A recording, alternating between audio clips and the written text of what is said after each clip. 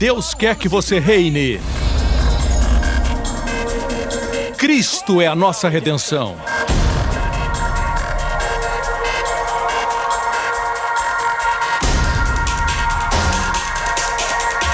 Deus é justo e faz o pecador justo.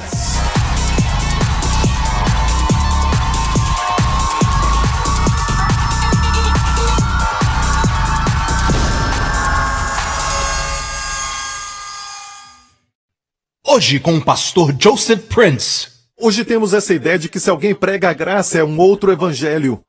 Como é que o diabo conseguiu fazer isso? Em Gálatas 1, Paulo diz, presta atenção nessas palavras, me maravilho, ou seja, estou chocado. Maravilho-me. Isso não tem nada a ver com a Mulher Maravilha, ok? Estou chocado de que tão depressa passasseis daquele que vos chamou a graça de Cristo para outro evangelho. Qual é o outro evangelho? Aquele que não é da graça de Deus.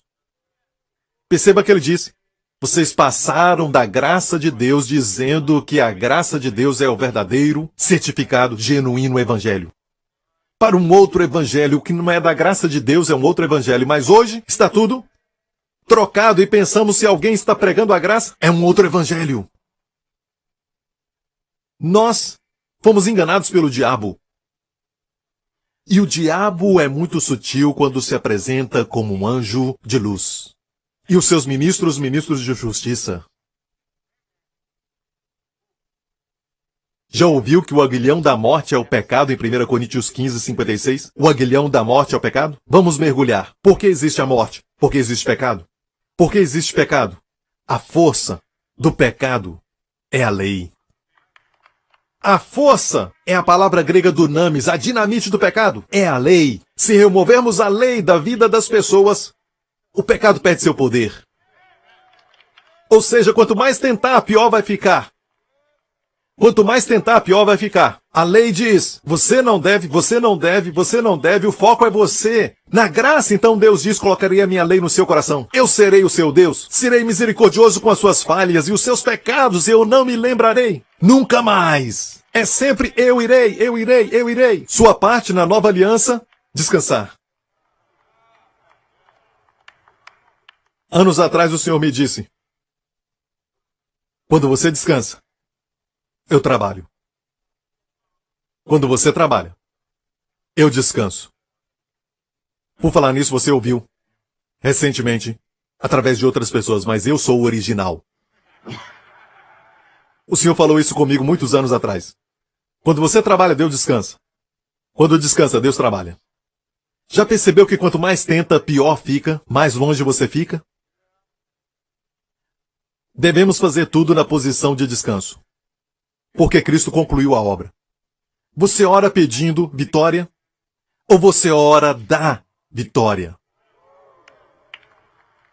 Você luta para ter vitória? Ou você luta da vitória? Uma coisa, se eu fosse o diabo, tem duas doutrinas que eu atacaria? Além das demais, tem essas duas. Olha Romanos 5,17. Aqui diz, pela ofensa de um só, e este é Adão.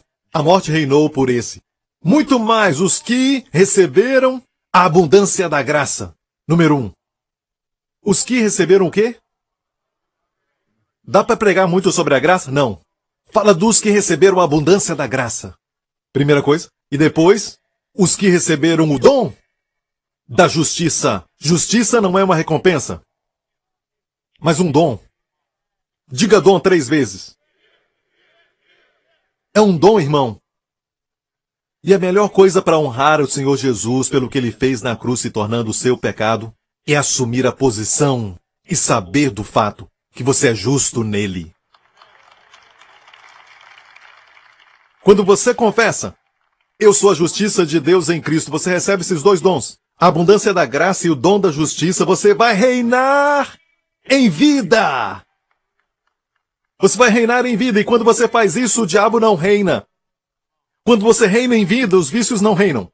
Quando você reina em vida, os seus maus hábitos não vão te dominar. E um hábito é algo difícil de remover. Olha bem essa palavra hábito. Parece com a palavra habitar. E o hábito geralmente habita, mas ele não pode mais habitar. Mas no meio da palavra hábito tem um T como a cruz. Amém? E esta é a resposta. Imagina, se eu fosse o diabo, eu atacaria e assassinaria o caráter de qualquer um que pregasse a abundância da graça e o dom da justiça, pois isso deixa a igreja presa. Pode pregar o que quiser, mas não toque na graça. Quando alguém peca na igreja, conhecida como Igreja da Graça, vão dizer, bem, é a mensagem da graça que pregam. Mas tem pessoa que peca em toda a igreja. Agora, uma coisa é se todos estiverem pecando o tempo todo, mas toda igreja tem alguém que peca. Mas se alguém peca numa igreja legalista, ninguém diz que é a lei. O diabo sutilmente fez a graça parecer libertinagem. Bem, a graça de Deus vai levar à libertinagem, irmãos? Não, é a ausência dela que faz.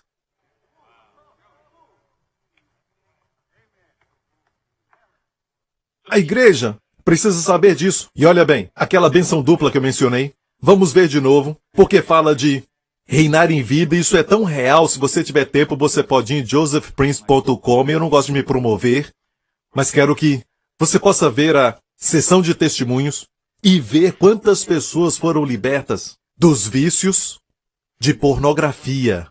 Anos preso à pornografia. Toda tentativa, toda oração, todo jejum não adiantou. Mas quando descobriram que podiam confessar, mesmo ainda fumando maconha, mesmo estando nos vícios, mesmo fazendo, os encorajamos a dizer, eu sou a justiça de Deus em Cristo. É um dom, você não pode perder mesmo quando está fazendo. Ah, pastor Prince, você está dando licença para pecar. Vão continuar fazendo. É melhor fazer e confessarem. Eu sou a justiça de Deus em Cristo. E você pode ler os testemunhos de pessoas que viam pornografia. E a última coisa que pode dizer quando assiste pornografia: você não entende sobre pornografia? É um vício muito grande. E alguns não reconhecem isso, mas saiba disso. Ensinamos que enquanto você está assistindo pornografia, a última coisa que faz é trazer Deus para aquilo. E você diz, Senhor, te agradeço porque eu ainda sou a justiça de Deus em Cristo. Eu sou a justiça de Deus em Cristo. E lê o testemunho dessas pessoas e como um dia elas disseram que simplesmente acabou, pastor. Anos e anos de pornografia. E hoje, eu posso dizer, pastor, que tem mais de um ano que não assisto isso. A verdadeira mudança acontece por dentro. O evangelho não é sobre mudança de comportamento, e sim a transformação do coração. Enquanto está fumando, diga, eu sou a justiça de Deus em Cristo. Eu sou justo. E muitos vícios acabaram. Leia os testemunhos, você vai ver que tem muitos ali. Há uma dupla maldição em qualquer ministro que não prega o evangelho da graça. Em Gálatas 1, nós vimos agora mesmo, Paulo disse, maravilho-me que passasseis da graça de Deus para outro evangelho. Que não é outro, porque não há outro evangelho. Não existe outro evangelho, só há um evangelho. Eles criam em outra coisa, mas há alguns que vos inquietam e querem transtornar o evangelho de Cristo. E qual é o evangelho de Cristo? Já falamos que o evangelho de Cristo é a graça de Cristo. Sabe como é transtornado? Pela introdução da lei.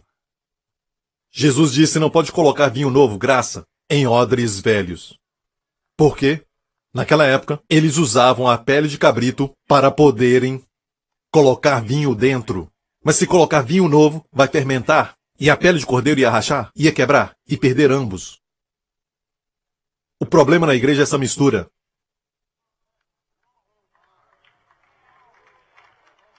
O problema é essa mistura. Ah, pastor Prince, eu creio na graça. A graça é boa, ela te salva. Mas depois que você é salvo, amém.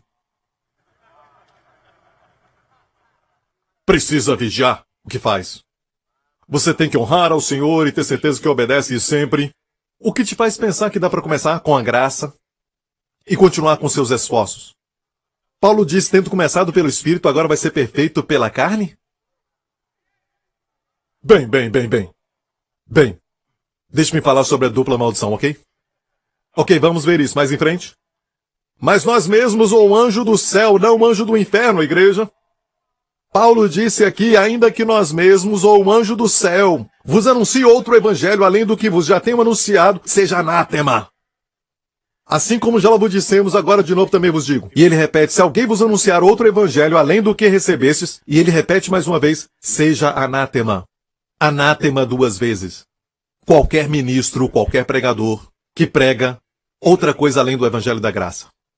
Por isso nos encontramos sem recursos, sem provisão, não há favor, tentamos o nosso melhor, nada acontece, é como espremer uma pedra com a sua mão. Quanto mais espreme, nada acontece e, finalmente, alguma coisa acontece, alguma coisa flui, mas não é água de Deus. É sangue. Uma maldição. Aprendi, muito tempo atrás, que se eu pregar o evangelho da graça, serei duplamente abençoado. Minha mãe não criou um idiota. Preste atenção nisso, não me importa o que dizem. Se eu pregar o evangelho da graça, serei duplamente abençoado. Aleluia. Bem, pastor Prince, se não pregar os 10 mandamentos, como as pessoas serão santas? Como Abraão foi santo? Abraão foi chamado o amigo de Deus. E Abraão viveu mais de 400 anos antes dos 10 mandamentos serem dados. Como José foi santo, como José foi capaz de dizer para a esposa de Potifar, e ela era uma mulher bonita, você sabia? Ninguém estava na casa, só ele e aquela mulher, que era uma das mais bonitas daquela terra. Ela era muito bonita e o marido não estava em casa, ninguém estava ali. Na verdade, seria uma vantagem para ele se ele pudesse agradar a esposa do chefe, certo? Então, como José disse, como posso cometer essa grande iniquidade? A lei não havia sido dada, José viveu antes dos 10 mandamentos serem dados. Mas ele andava com Deus, igreja. Ele sabia do amor de Deus por ele. Era precioso para ele. A graça é como posso dizer isso? A graça é um professor. Pensamos que começamos com a graça e maturidade é a lei. Nada está mais longe da verdade. Em Gálatas, quando estudamos no grego, a Bíblia diz, quando éramos crianças, e o grego ali é a palavra népios. Népios quer dizer um bebê. E Paulo estava falando de Israel. Quando éramos bebês lá no deserto, quando Deus nos libertou do Egito, éramos bebês.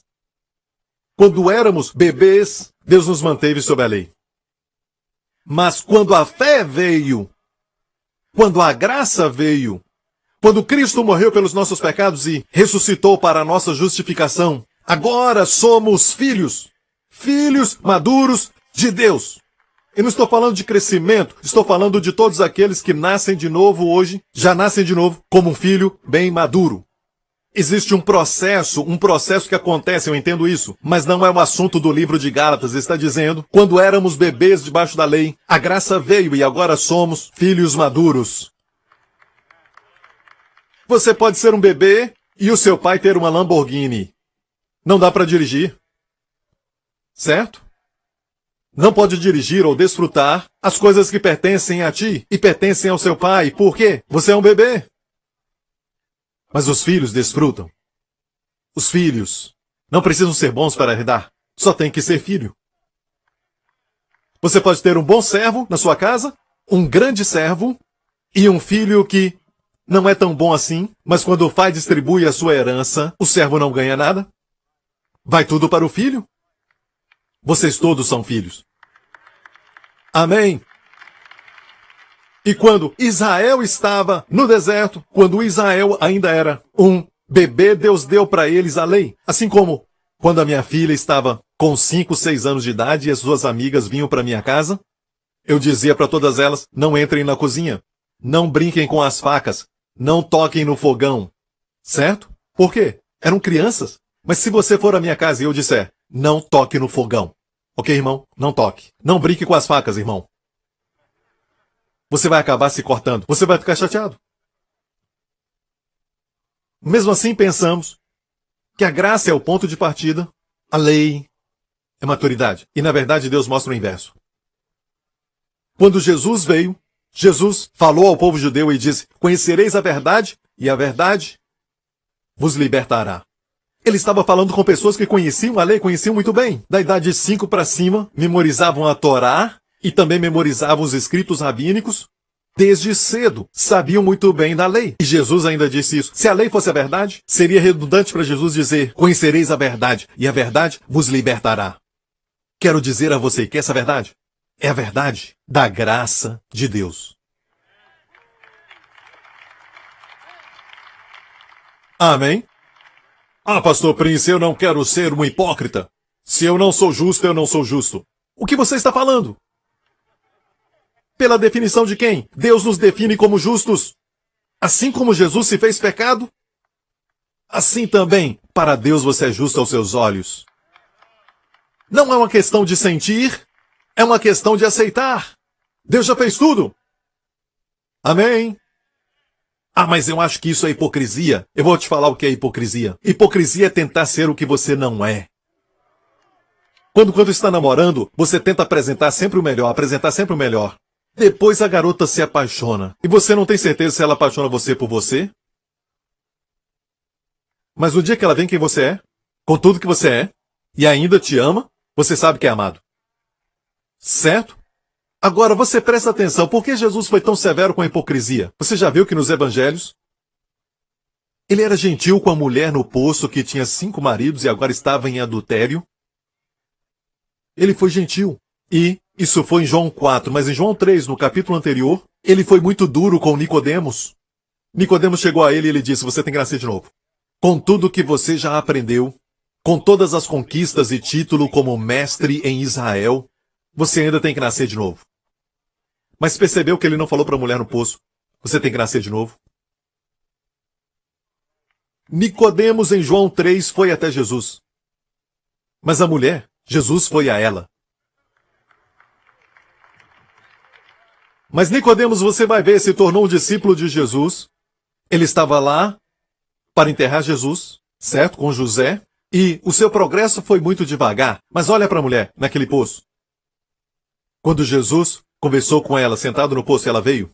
Olha o progresso. Primeiramente, ela o chamou de Senhor. Não, um judeu, primeiramente. Como? Sendo tu judeu, fala comigo que sou samaritana. O chamou de judeu. Depois, progresso. Ela mais tarde o chamou Senhor.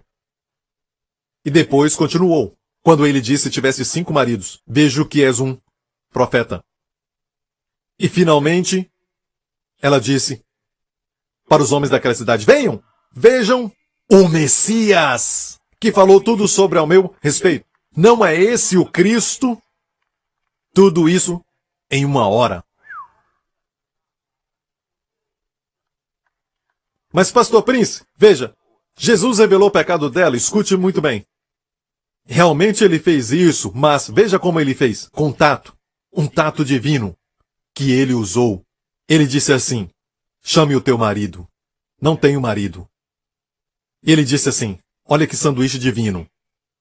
Ele a elogiou. Tu disseste bem. No grego, kalós, você falou lindamente: não tenho marido. Essa é a primeira camada. Ele a elogiou, porque tiveste 5 maridos. E o que tu tens agora não é o teu marido. O 6º. Ela agora iria conhecer o 7º homem.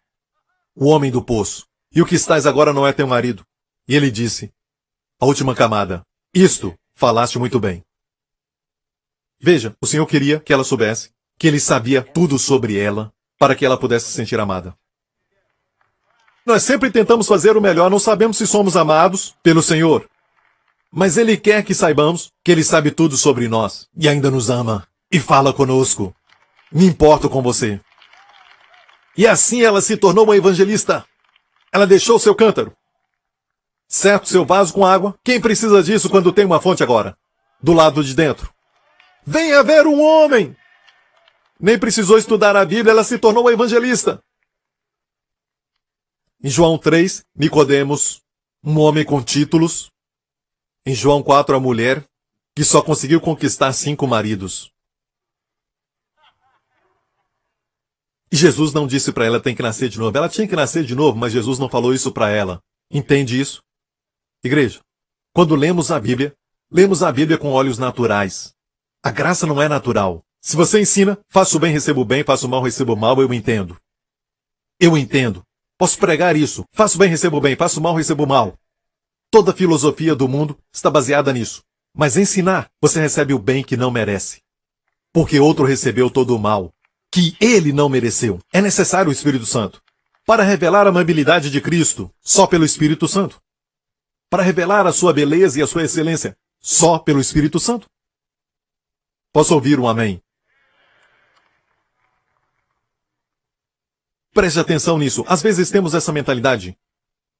Então, se assegure, se você é um pastor ou líder, não entre debaixo dessa dupla maldição. Como Moisés. Moisés não entrou na terra prometida porque feriu a rocha. Já pensei, Deus, isso é muito duro. E aconteceu no último ano, quando eles estavam entrando na terra. Um pouquinho antes de entrar na terra. Só por ferir a rocha eu disse, Deus, o Senhor tem que revelar isso para mim, porque o homem era muito fiel em toda a sua casa, mas entenda isso. A palavra de Deus chama Moisés de servo, Jesus de filho. A lei foi dada por Moisés. Graça e verdade vieram por Jesus. A lei foi dada por um servo. A graça e verdade vieram pelo filho. E o servo não habita para sempre. A lei não te leva à terra prometida. Você se lembra de Josué? Josué em hebraico é Yeshua, Jesus. O mesmo nome. Jesus te faz entrar. A lei não te leva muito longe. Agora, não me interprete mal, a lei é santa, mas não te faz santo. A lei é justa, mas não te dá justiça. Percebeu que o Espírito Santo não ajuda as pessoas a memorizarem os 10 mandamentos? Percebeu isso? Aqueles que lutam pelos 10 mandamentos, você pergunta, qual é o terceiro mandamento? Qual é o quinto?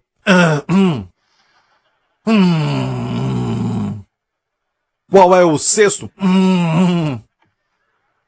Eles ficam lutando pelos 10 mandamentos, mas não conseguem memorizá-los. Mas o Espírito Santo ensina até as crianças pequenas a memorizarem, porque Deus amou o mundo, de tal maneira que deu seu Filho unigênito. Esse é o Evangelho.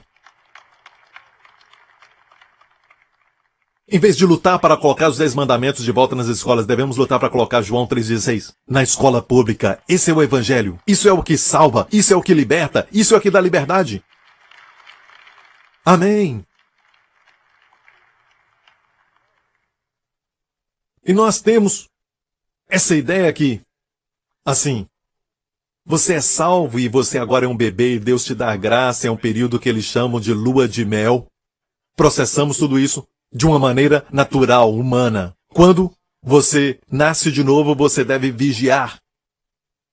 Não pode errar, porque se errar, você não vai voltar para o mesmo lugar, porque um pássaro com asa quebrada não voa mais alto. Ah, é? A Bíblia diz onde o pecado abundou, superabundou a graça. Amém? Bem, pastor Prince, já leu o próximo capítulo que diz, devemos pecar para que a graça abunde? Sim, mas por que levantaram essa acusação contra Paulo? Por que acusaram Paulo de dizer que tinham que continuar pecando para que a graça então abundasse? Um teólogo britânico chamado Martin Lloyd Jones disse isso anos atrás. Por que é que as mesmas acusações que usavam contra Paulo naqueles dias, que ele ensinava para pecar para que a graça abundasse, por que é que essas acusações não estão agora sobre nós pregadores?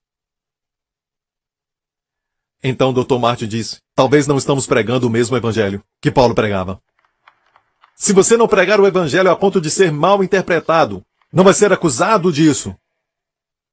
Então a mensagem de Paulo era muito forte. Onde o pecado abundou, superabundou a graça de Deus. Quando Pedro conheceu pela primeira vez o Senhor Jesus, Jesus o levou para pescar e ele pegou uma rede cheia que até afundava o barco, certo? Uma das primeiras vezes que o encontrou e descobriu quem Jesus era. Agora, qual a sensação sobre Jesus que Pedro teve? Uma sensação do amor ou da sua santidade? Ele disse, aparta-te de mim, eu sou um pecador. Foi uma sensação de santidade. Aparta-te de mim, sou um pecador. Percebeu que aquele homem não era um homem comum. Mas mesmo sendo santo, era acessível. Os fariseus não gostavam disso. O fato de Jesus fazer Deus acessível. Entrou no barco de Pedro. De todos os barcos no mar da Galileia, ele entrou no de Pedro. Sabendo muito bem de tudo sobre Pedro, assim o amou, e sorriu e disse para Pedro: você vai ser pescador de homens. Está tudo bem, Pedro. Esse foi um dos primeiros encontros, uma sensação da santidade. Passa para frente 2 anos e meio. Vemos Pedro negando Jesus. Na noite que ele foi preso, negou conhecer Jesus. O Senhor disse a ele, antes do galo cantar, Pedro. Mas Pedro disse assim: se todos deixarem, e disse na frente dos 12. Ou dos 11 disse: se todos esses te deixarem, Senhor, eu nunca te deixarei. E onde fores te seguirei, te seguirei, te seguirei. Sempre vai ser o meu amor, meu amor. O Senhor disse: Pedro, antes que o galo cante essa manhã, tu me negarás 3 vezes. De jeito nenhum, Senhor. Nunca farei isso. E antes que o dia amanhecesse, negou Jesus 3 vezes, até com xingamentos. Disse que nunca o conheceu. Certo? Obrigado por sintonizar no programa de hoje. Esperamos que tenha sido uma bênção para a sua vida. Para mais informações sobre o programa da Igreja New Creation, acesse o site ncctv.org.sg. Lá você poderá se inscrever para receber um devocional diário do pastor Joseph Prince. Seja incentivado e fortalecido todos os dias e saiba o quanto Deus lhe ama através desses devocionais. Acreditamos que seu dízimo pertence à igreja que você frequenta e oramos para que você seja grandemente abençoado, altamente favorecido e profundamente amado.